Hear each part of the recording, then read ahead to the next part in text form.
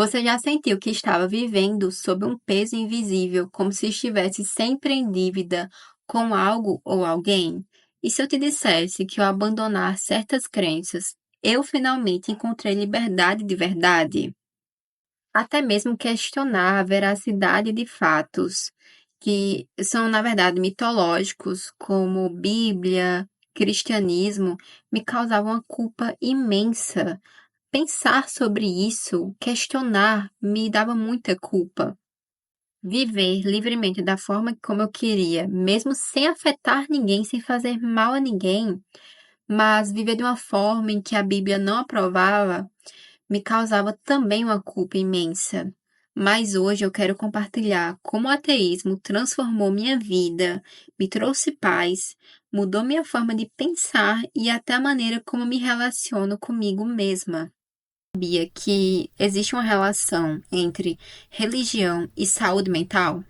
Estudos mostram que a religião pode tanto oferecer apoio emocional quanto reforçar sentimentos de culpa e controle psicológico. Detalhe, esse apoio emocional, só quem recebe, quem compreende esse apoio emocional, essa segurança, são pessoas que estão dentro dos padrões da Bíblia. Agora, um gay, uma mulher, que não segue o padrão da submissão, ela não é inclusa, ela não se sente abraçada pela Bíblia. Muito pelo contrário. E acaba que as pessoas sentem culpa e até mesmo medo de serem como são, como elas nasceram para ser. E isso não é apenas achismo meu, é eu que estou dizendo. Claro que se você tiver o mínimo de senso comum, o mínimo de empatia, você vai ver que isso realmente acontece na vida real. Isso é extremamente recorrente, mas isso não é só eu que estou falando. Tem uma pesquisa chamada Religious Coping and Psychological Wellbeing. Mostrou que para algumas pessoas a religião é uma fonte de conforto, mas para outras é uma fonte de conflito interno. E nessa mesma pesquisa tem dados estatísticos sobre como o abandono da religião pode diminuir sintomas de ansiedade e depressão. Para muitas mulheres, o peso da religião está ligado à sensação de não ser boa o suficiente, de precisar se sacrificar para ser aceita.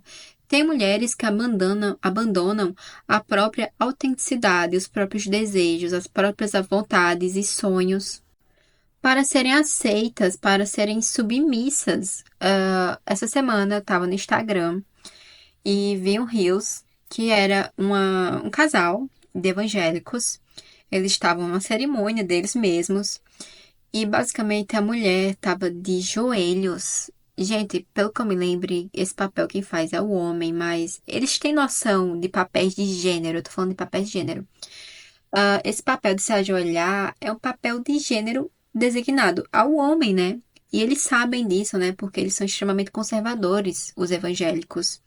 Mas a forma dela, que ela estava no chão, se humilhando, de joelhos, dizendo que renuncia a si mesma, que amará ele acima dela mesma, de que ela será totalmente submissa e obedecerá a ele. Gente, isso não é um ser humano. Isso não é normal, sabe? Isso é falta de humanização da mulher, é desumanização dela. Ela tá se renunciando como uma pessoa, um indivíduo, sua própria individualidade, para ser inferior a uma pessoa que deveria ser o seu parceiro de vida. Olha só, eu sou a favor de casamento, mas não um casamento sob hierarquia, sabe? De hierarquia já existe o sistema econômico capitalista que a gente vive hoje em dia. Mas relacionamento afetivo, romântico, assim, casamento tem que ser de parceria, de igualdade. E, bom, é a minha visão sobre casamento também. Acabei falando um pouco sobre isso. Mas é porque está relacionado à religião, querendo ou não. A minha experiência pessoal com religião é um pouco frustrada, mas eu não considero tão grave e traumatizante como de outras pessoas. Para mim foi mais como terrorismo psicológico, não chegou a ser algo tão extremo como de outras pessoas. Era mais uma questão de mentalidade para mim, de prisão mental na minha cabeça, sabe? Os meus pais, a minha família, não eram religiosos rigorosos, mas eram extremamente moralistas e conservadores. Ou seja, eles não frequentavam tanto assim a igreja. Na verdade, eles eram espíritas.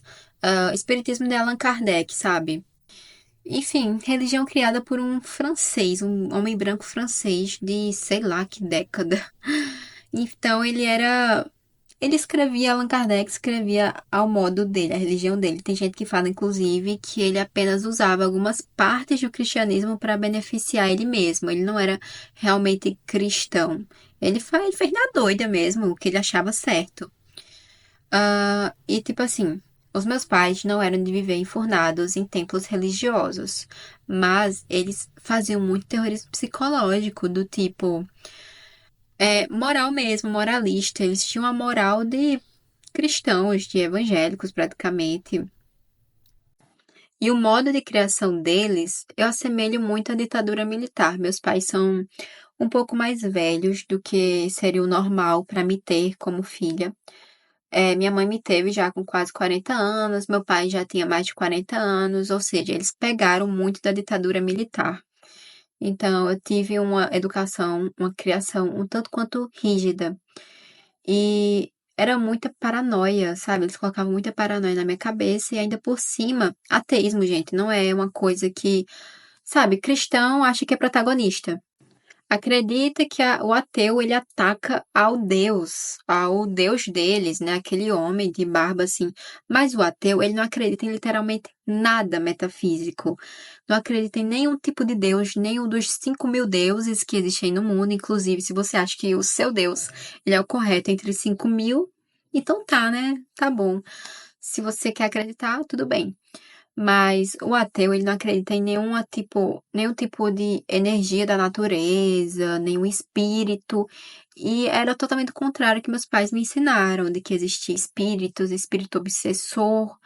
E detalhe, espírito obsessor, eu fiz tal coisa errada porque o espírito me possuiu na hora.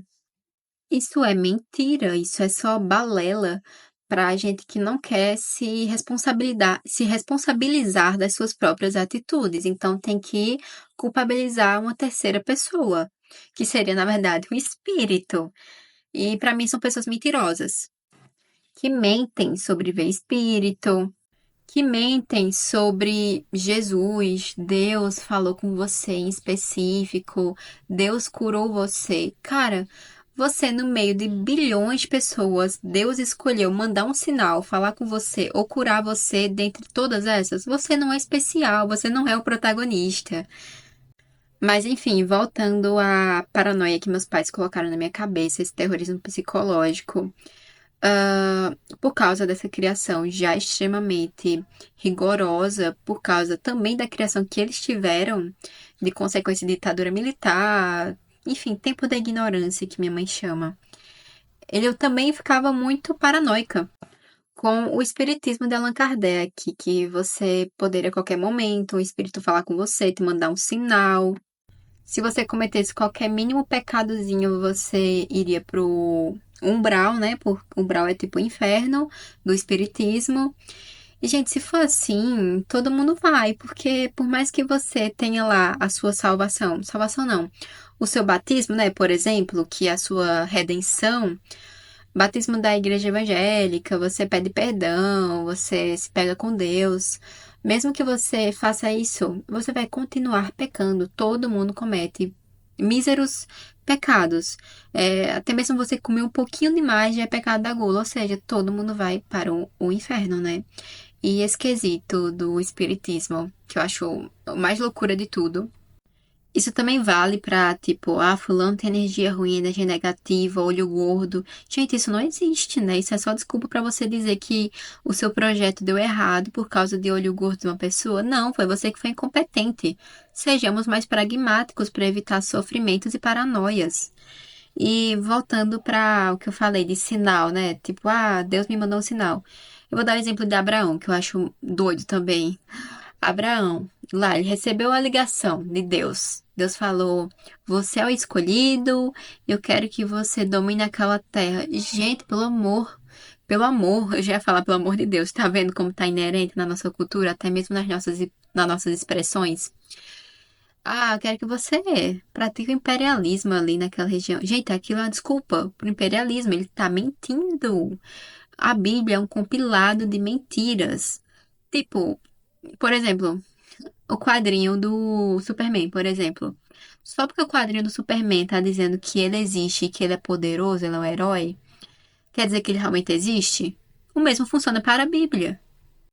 Você vai ouvir uma voz do além dizendo que é para você sacrificar o seu filho para porque aquilo é uma forma de você comprovar que você ama aquele Deus, e você vai lá e realmente está prestes a sacrificar o seu filho, uma criança, o seu filho, porque você escutou uma voz do além. Que tipo de pai é você? Que tipo de lunático é você? E pior de tudo, é que tipo de Deus que faz isso, que é tão vaidoso, que ele quer de todas as formas torturar uma pessoa psicologicamente. Não dá pra você comprovar o seu amor por um Deus desse de outra forma. Literalmente é pura vaidade e orgulho. E, enfim, ele tem que ser o mais adorado, né? Inclusive foi Abraão que criou o monoteísmo, né?